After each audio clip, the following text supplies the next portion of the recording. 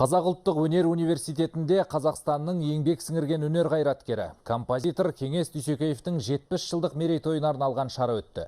Бүгінге дейін 200-ге жуық ән жазған сазгердің шығармаларын оқу ордасындағы студенттер орындады. Бұл күні Дүйсекеев композиция кафедрасында ұстаздық қызмет атқарады. Оның «Сәлем саған туған ел», «Ғашықтар жыры», «Әке», «Достар ай» секілді әндері көпшілік тыңдармандардың жүрегіне жол тауып, әлі күнге шоқтығы биік шығармалардың қатарында.